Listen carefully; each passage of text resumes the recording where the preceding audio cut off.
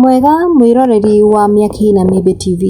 Njĩtagwo Courage White na ngwĩraga haha niho muciĩ wa mohoro mwaki.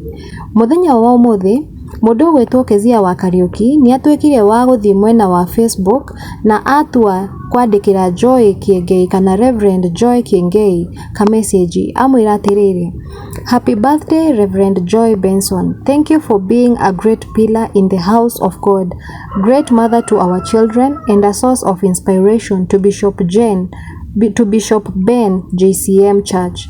May God give you many more. Success to your noble cause today. Ugo niko mwishira happy birthday njega na akorwo akimwira ni akenetio ni wira wake wa kurora ciana ciao na agakenio ni uria akoretwo ari inspiration kwi muhunjia Bishop Ben wa JCM Church. Undu uyu ugakorwo wi wa gukenia a Kenya kuona andu aingi maugaga atiriri atumia eri ni nyungu igiri ciorogi.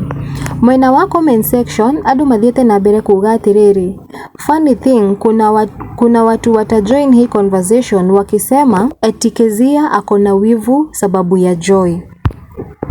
Modoge agathie comment section akauga atiriri, this is the kind of maturity we need in our country today. Sio kila mara vita.